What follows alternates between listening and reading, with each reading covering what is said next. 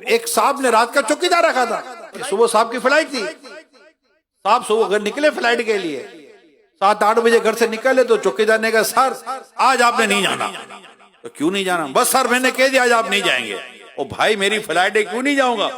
Sir बस आप नहीं जाएंगे ना। भाई क्यों नहीं जाऊंगा यार, मेरी फ्लाइट है, मेरी आगे मीटिंग है।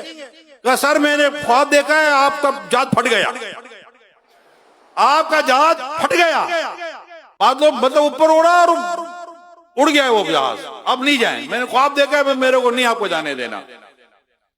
अच्छा ख्वाब था लेकिन वो दिल में आ गई और सेठ की भी घबराहट शुरू हो गई।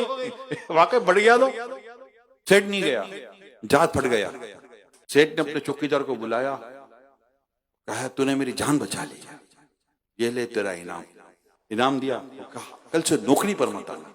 तो सेठ नौकरी पर नहीं आना, मैंने आपकी जान बचाई। कहा जान बचे तो इनाम दिया ना तेरे को, नौकरी पर नहीं आना। नौकरी से क्यों निकाला? अल्लाह के बंदे तुझे रात को सोने के लिए चौकीदार रखा है कि जागने के लिए रखा था? तू रात को सोया क्योंकि तुझे ख्वाब आया, समझे आप? खुद मेरे साथ वाकया हुआ है। तो वो आपको यार बैरियर होते हैं, बैरियर होते हैं लोहे के, नहीं बैरियर बने हुए होते हैं। तो गली के कोने पर बैरियर बना हुआ था, बैरियर पर गनमैन बैठते हैं गोद में गन रखकर। तो मैं आया तो मैंने हॉर्न मारा, उठा ही नहीं। ले भाई एक हॉर्न मारा, उठा ही नहीं। और मैं कहा ये तो ही हो रहा है, किसी को गन लाने की जरूरत ही नहीं है, बंदा जावे इसकी गन ले, पहले इसके साथ कुछ करे फिर जिसके साथ करना है करे।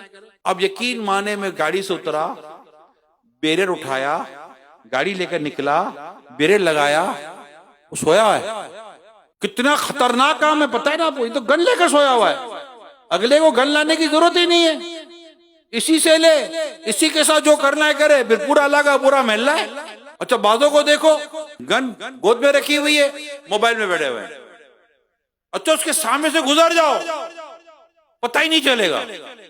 अबे भाई कोई पीछे से आकर गुद्दी पे चांटा मारेगा, हिलाएगा, गन लेगा और काम पूरा करके चला जाएगा।